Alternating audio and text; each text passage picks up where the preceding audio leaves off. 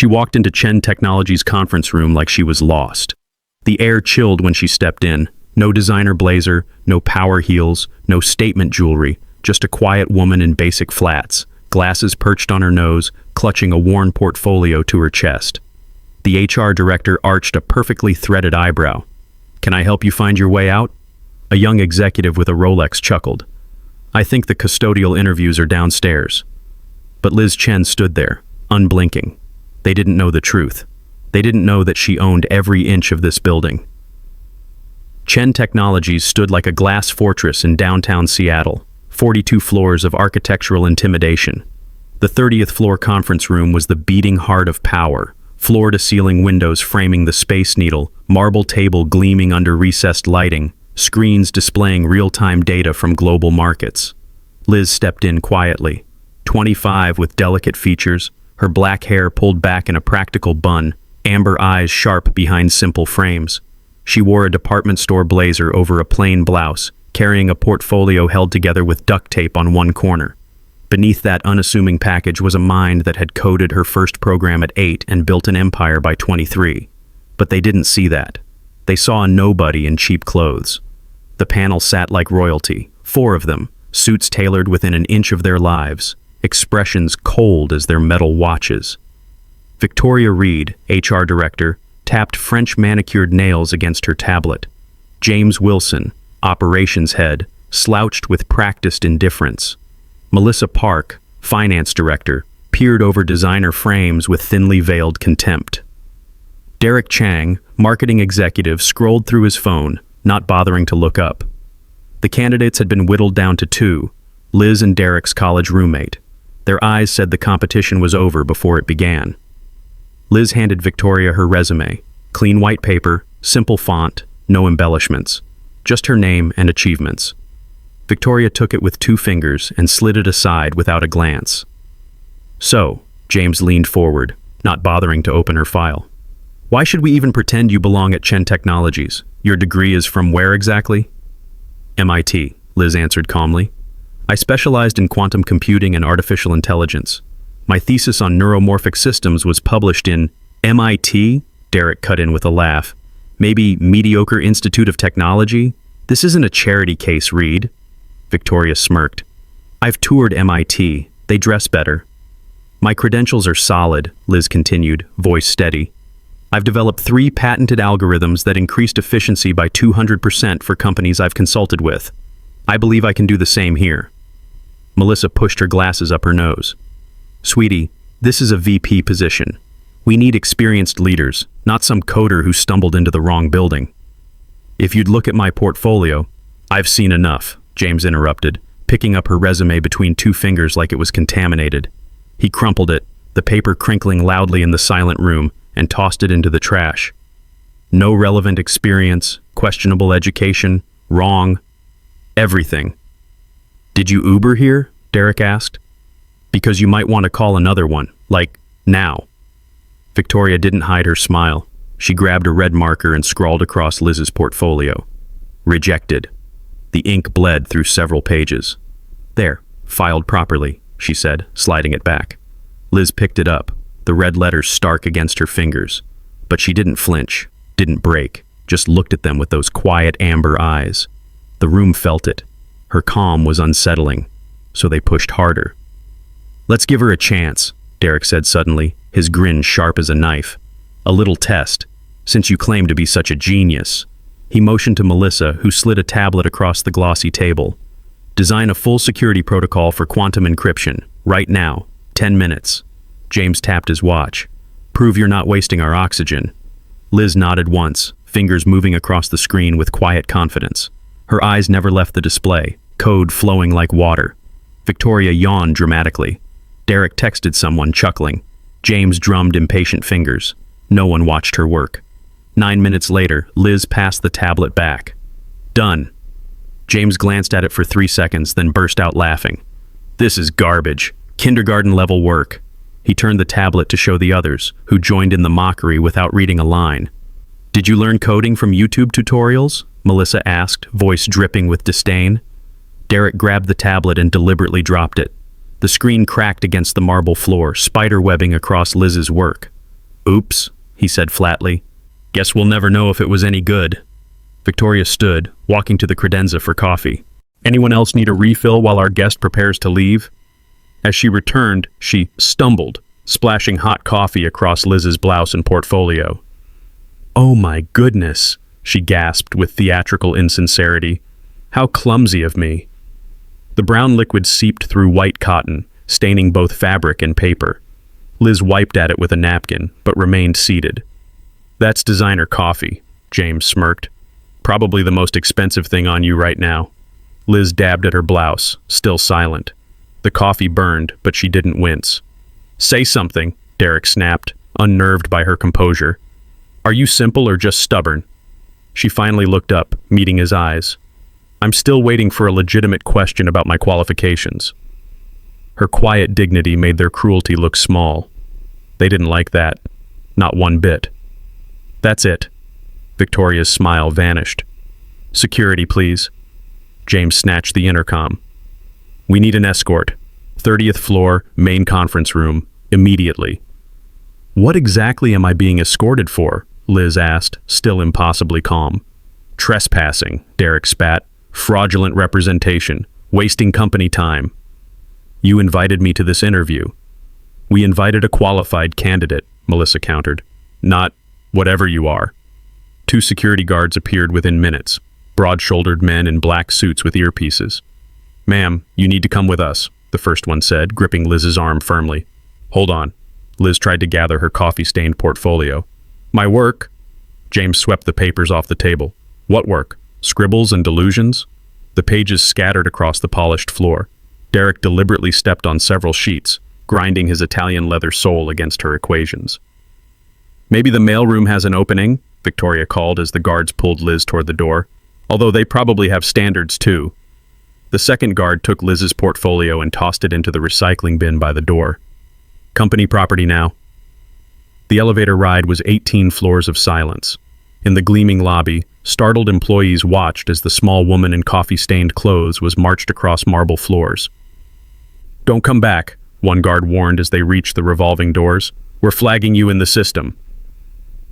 Outside, Seattle rain poured down, instantly soaking Liz's thin blazer. She stood there, glasses spotted with raindrops, watching Chen Technologies' logo glow through the downpour. A sleek Tesla pulled up to the curb. The window rolled down, revealing a distinguished Asian man in his 50s. Liz, he called. You're soaked. What happened? She slid into the passenger seat, water dripping onto leather. It went exactly as I thought it would, Dad. Robert Chen, founder of Chen Technologies, semiconductor pioneer, and one of the richest men in Washington, stared at his daughter's coffee-stained clothes. They did this? Liz nodded, pushing wet hair from her face. The board needs to see who they really are, not who they pretend to be when you're watching. And they failed spectacularly. For the first time, Liz smiled. Call the emergency board meeting. I've seen enough. Robert pulled out his phone, jaw tight with controlled fury. Legal team too? All of them. As they drove away, Liz looked back at the glass tower bearing her family name. They thought I was nothing, she said quietly. Let's show them exactly who I am. The rain beat down harder as Robert Chen made the call that would shatter 4 careers by morning. His voice was cold steel. Emergency meeting. 1 hour. Full board, executive team, legal. My daughter was just thrown out of our building. He hung up as chaos erupted on the other end of the line. The next morning dawned with storm clouds hanging over Chen Technologies. The executive boardroom hummed with tension, 30 board members in premium suits, legal team flanking one side, senior executives shifting nervously on the other. A video conference line blinked, connecting to shareholders worldwide. Victoria, James, Melissa, and Derek sat together, trading confident glances. Emergency meetings usually meant acquisitions or market shifts, opportunities for ambition, not danger. Victoria smoothed her crimson blazer. James checked his Rolex. Derek scrolled through his phone. Melissa arranged her notes meticulously. The room quieted as Robert Chen entered. Legendary founder, notorious perfectionist, ruthless when crossed. His presence commanded immediate respect, shoulders straightening all around the table. Yesterday, he began without preamble. 4 members of our executive team conducted a VP interview. His voice was controlled thunder. I've reviewed the security footage. 4 faces paled slightly. Robert nodded to his assistant, who opened the double doors. And there she stood, Liz Chen. Not in coffee-stained department store clothes, but in a perfectly tailored charcoal suit, amber eyes clear behind designer frames, spine straight as a sword. Victoria's pen clattered to the floor. James choked on his water. Derek's face drained of color. Melissa's glasses slipped down her nose. Allow me to properly introduce my daughter and majority shareholder of Chen Technologies, Robert said coldly. Silence crashed through the room. Board members exchanged glances, pieces clicking into terrible place. Play the footage, Liz said, voice clear and commanding. The wall screen flickered to life. High-definition security video showed the conference room from yesterday. Victoria's sneer, James crumpling the resume, Derek dropping the tablet, coffee splashing across Liz's blouse. This isn't just about poor judgment, Robert continued, each word precise. It's about character, about how you treat people when you think no one who matters is watching. The footage continued. Maybe the mailroom has an opening, although they probably have standards too. Victoria's face turned gray. I didn't know. That's rather the point, Ms. Reed, Liz interrupted. You didn't know, so you showed me exactly who you are. More footage played. James watching guards drag Liz away. Derek grinding papers under his heel. The security guards tossing her portfolio in the recycling. Robert turned to the board. My daughter graduated summa cum laude from MIT at 19. She holds 11 patents that form the backbone of our quantum security division. She's been working anonymously with 3 of our competitors, whose stocks have risen an average of 67% under her guidance. Whispers erupted around the table. Shareholders on the video call leaned closer to their cameras. But more importantly, Robert continued, she's my successor, the future of this company. And you, he pointed at the 4 ashen faces, decided she wasn't worth the chair she was sitting in. It was a misunderstanding, Melissa managed, voice thin and reedy. If we'd known, again, that's precisely the issue, Liz cut in. You believe respect is something you reserve for people with power and influence. That's not the culture my father built here. That's not the company I will lead.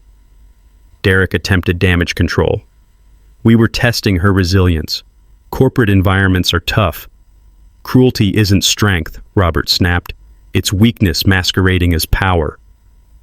Victoria's perfectly manicured hand trembled. Please, Mr. Chen, 20 years of service. Ended yesterday, he finished. Would you like to hear what you called my daughter again? Shall we replay it for the shareholders? The legal team slid folders across the table, 1 to each of the 4 executives. Termination, effective immediately, the lead counsel stated. Non-disparagement agreements included. Your building access has been revoked. Security is waiting to escort you out. James stared at his Rolex, as if it might somehow save him. This is extreme. We can make this right. No, Liz said simply. You can't. You've shown us who you are. We believe you. Victoria's tears smudged her perfect makeup. Derek's hand crushed his designer pen, blue ink staining his fingers. Melissa removed her glasses, defeated. James looked directly at Liz. You set us up. She met his gaze unflinchingly. I gave you a chance to be decent human beings. You chose differently. The security team entered silently, waiting. The walk of shame was excruciating. 4 executives, who had arrived that morning at the peak of their careers, were escorted through the same lobby where they'd had Liz removed. Employees watched from behind computer screens, whispers following like shadows. Victoria's crimson blazer hung from defeated shoulders. James's Rolex caught the overhead lights one last time. Derek's Italian shoes squeaked against marble. Melissa clutched her leather portfolio, the only thing she was permitted to take. News spread through Seattle's tech world like wildfire. By evening, their LinkedIn profiles were ghost towns, connections severing ties with the toxic quartet who'd humiliated Robert Chen's daughter. Recruiters who had once courted them now dodged their calls. In the following days, Chen Technologies announced Liz Chen as the new Chief Strategy Officer, with a clear path to CEO when her father retired. The stock jumped 8 points overnight. The company implemented a new hiring protocol, blind first-round interviews, evaluating work before seeing faces or names. The Liz Chen method, they called it internally. Victoria tried 3 times to schedule appointments with other tech companies. Each time, her name triggered immediate recognition and sudden schedule conflicts. James pawned his Rolex to cover rent when his savings dwindled after 6 months of unemployment. Derek's family connections mysteriously dried up when word spread about his behavior. Friends stopped returning texts. Melissa found work eventually, at a small accounting firm 4 hours outside Seattle, her corner office and executive title distant memories. They had judged Liz Chen by her appearance and deemed her worthless.